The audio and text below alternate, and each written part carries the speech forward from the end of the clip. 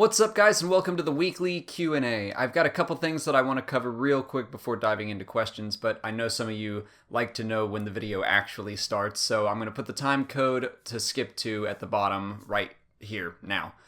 But first up, congratulations to Scott Collins. He won the September Patreon giveaway, so you've got a copy of Ahsoka, the new book, pre-ordered and waiting for you. I think it comes out in about a month.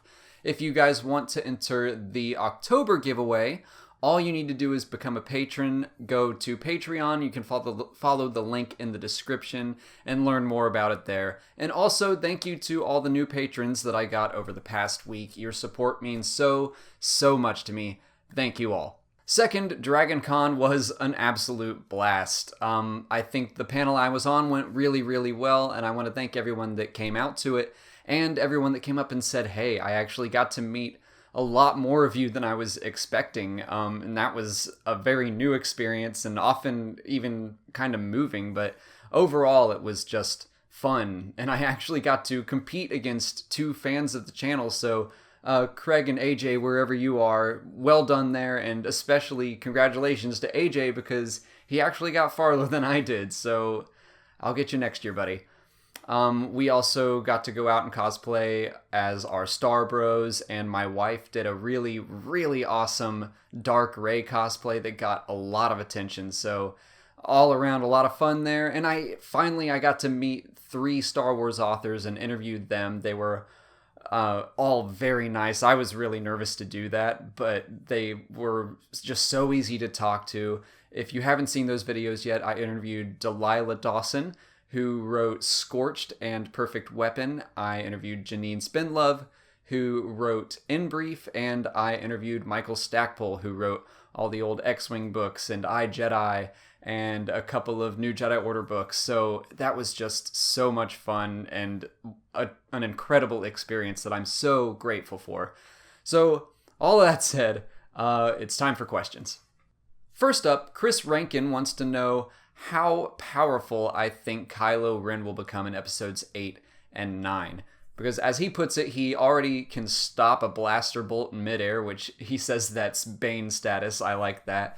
And he also points out that Ben Solo was the first of the Skywalker line to be trained in the Force from birth. And that's a really interesting thought. But I think what it's going to come down to is his control over his emotions. I mean, I've always kind of viewed the Force as the more in tune you are with yourself and with nature, the more comfortable you are in your own skin, the stronger in the Force you can be. And Kylo Ren certainly is not that. He throws tantrums. He lets his anger and his emotions get the best of him.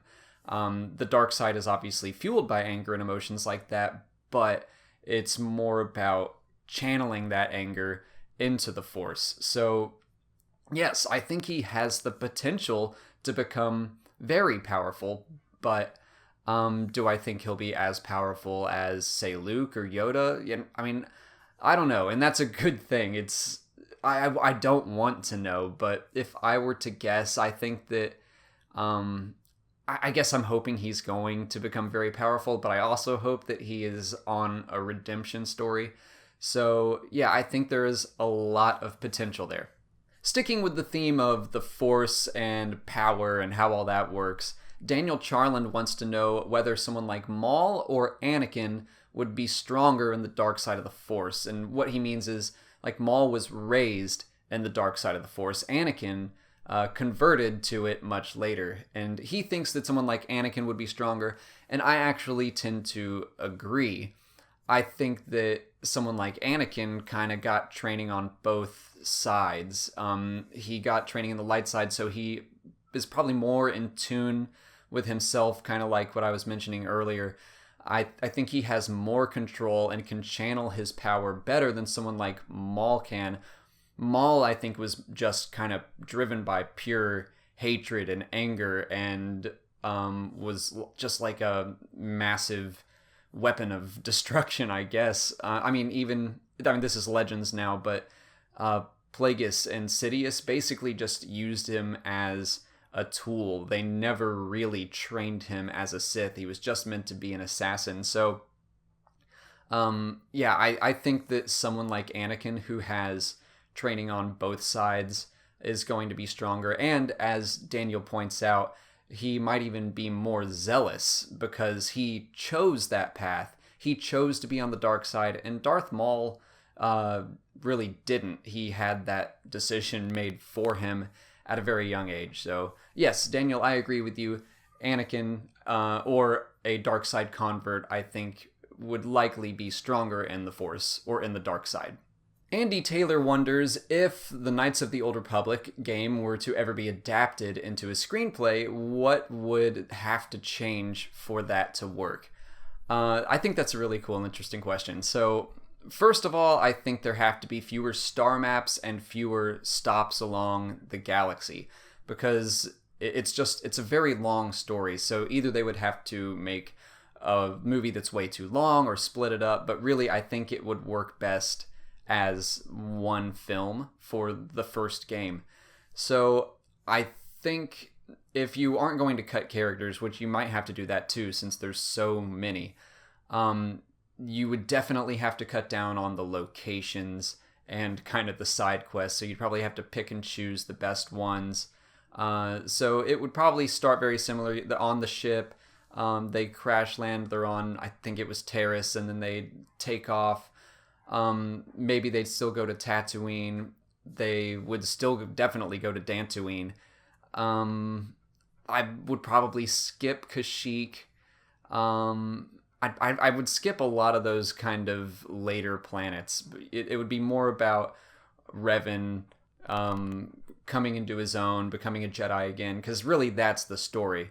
So then he eventually, and this would be a problem, I think, the twist is revealed that Revan is Revan.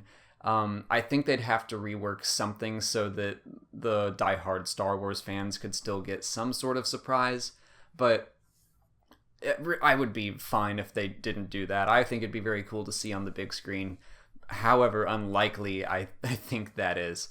But that's mostly what I think would have to be cut out of the adaptation. You would definitely have Revan, Malik, Bastila, and maybe Jolie.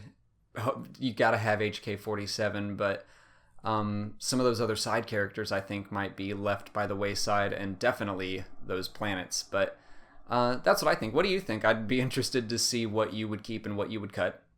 Owl Jesus asks if there are any stories or scenarios that I would like to see covered that weren't covered in canon or legends, and I've got the perfect answer for that. I would love to see a group of underdogs attack like a big army that has this planet-destroying weapon. How cool would that be? But okay, in all seriousness, Legends has it all pretty much covered. There's almost like any kind of story that you could think of, but the one I couldn't pick out right off the top of my head was maybe a good mystery. And then I'm a huge fan of the Dresden Files, so maybe we could just get Jim Butcher to like take Harry Dresden and make him a gray Jedi and send him on a mission throughout the galaxy solving some cool mystery. So yeah, I'll go with a really solid mystery novel. And for the final patron question, Wants a Man asks why the rebellion is made up of so many humans, especially early on. I think that pretty much out of universe behind the scenes comes down to budget. I think that they kind of spent all their money on the cantina scene in A New Hope, and then later it was like, well, it's just cheaper to have a bunch of humans. Then, I mean, kind of the same thing in The Empire Strikes Back. It's still just a bunch of humans. We know in legend stories that that's not true. There actually were aliens fighting at the Battle of Hoth, but for the most part, most people think of the rebellion as just a bunch of humans. And then finally, in Return of the Jedi, we get the Mon Calamari, and we get the Solistans, and Pruneface, and the Ishi Tib, the green guy. So eventually, yeah, we do get aliens, and I think that I'll try to take a stab at an in-universe explanation, and that would be that these alien races were being oppressed by the Empire. So they were just kind of stuck in the planet and they couldn't really get out. And as the rebellion grew, more opportunities for them to join came about. So as the rebellion was ending, now we have more aliens. But I think that's going to get kind of retconned because we see in like Star Wars Rebels, we've got Zeb, and we're going to see like Space Monkey in Rogue One. So I think we're going to start to get to see more alien races as the new movies and the new books come out. But that would be my explanation why the humans are so heavily involved in the rebellion, and it seems like the aliens aren't as well represented.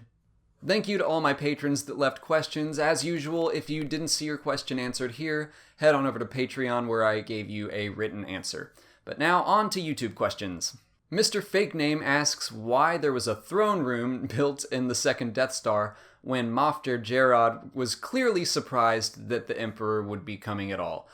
I think that's a funny question, but I mean, I think that he just wasn't expecting the Emperor to show up right then and there. He wasn't expecting him to come until it was completed.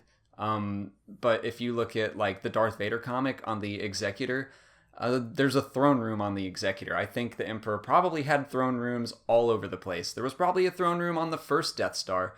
But I do think that's a funny question that they would have it made, or there could be the idea that like the construction crew just like scrambled and built a throne room really fast. It is interesting though that they would build the throne room before finishing everything else. Like, is the Emperor that pompous? Did he demand like build the throne room first and then build the Death Star around that? I must have a place to sit. But really, I just think that no one was expecting the Emperor to come so early. Oliver P. Attila, I hope I said that right, wants to know if I think there are going to be Force Ghosts in Episode 8. Obviously, I have no idea. I know that there have been rumors that Hayden Christensen was going to be in it, but I try to stay away from leaks and stuff like that, so I have no idea. But the fact that they used new recorded lines from Frank Oz and Ewan McGregor, I think that could be considered foreshadowing that we will see some Jedi Force Ghosts in the near future. And I mean, wouldn't that be pretty cool if we had like Luke and Obi-Wan and Ghost Yoda like all helping to teach Rey? I think that could be pretty neat. Joey Angotti asks how I want Darth Maul to die in Star Wars Rebels. If he dies in Rebels, which I think is probably likely, but let's not jump the gun. But if he dies, I want it to be by Obi-Wan's hand in a lightsaber duel. I want they have such a history together, I feel like it needs to be Obi-Wan. I would be okay with Darth Vader doing it. It would be cool to see them fight, but I think that from a storytelling purpose, or a storytelling point of view, it would mean more to have Obi-Wan and Darth Maul have a final showdown.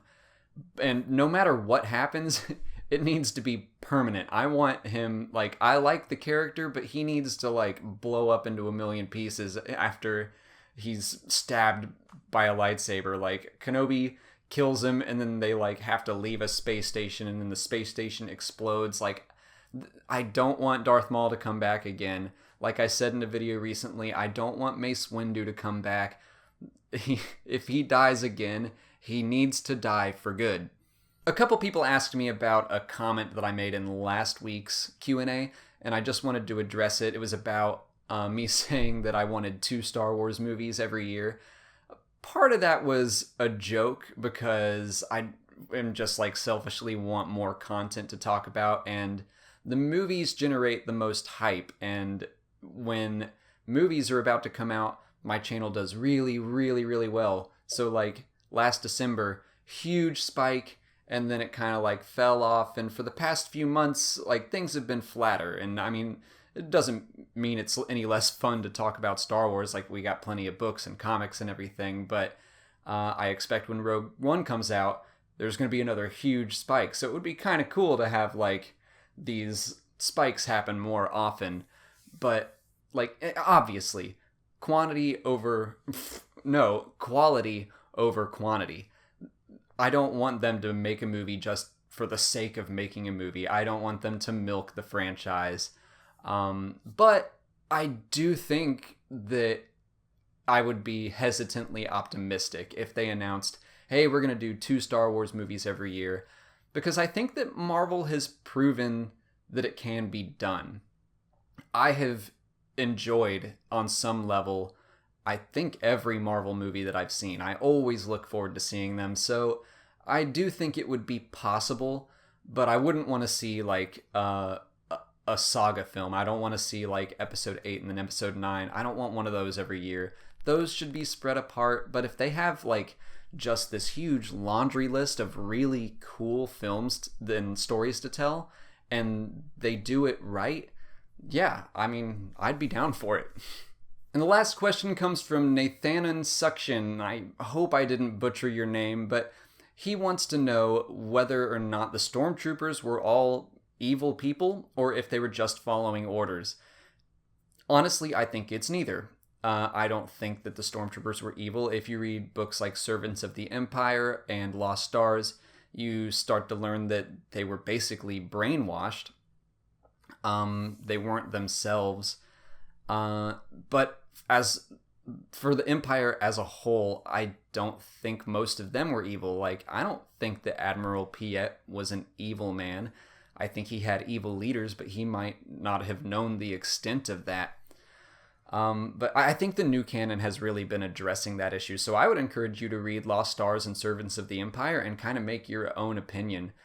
But it reminds me of a passage from Lord of the Rings when the Southrons come up, and I think Faramir kills one, and he kind of mourns over the dead man and asks himself the question, was he always evil, or what lies did Sauron tell him to join this war? And he's wondering what's going on. And I mean, that's probably true for a lot of people in the Empire, that they're not evil, they just chose a side.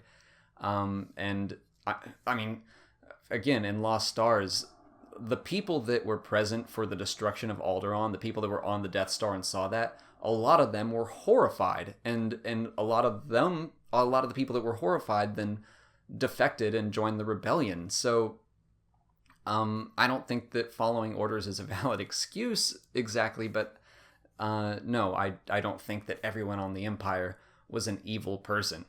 Now I feel like I've just been rambling on about this, but it's a very interesting question, and I encourage you to kind of do your own research and come to your own opinion. But that's all the time for questions I have today. I'm sorry I couldn't answer every single one of them, but if you want to leave a question for next week's Q&A, just put it in the comments down below, or you can hop on over to Patreon, look into that, consider joining up, and you can leave a comment on our weekly Q&A thread.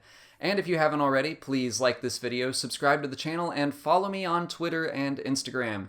As always, thank you so much for watching, and may the Force be with you.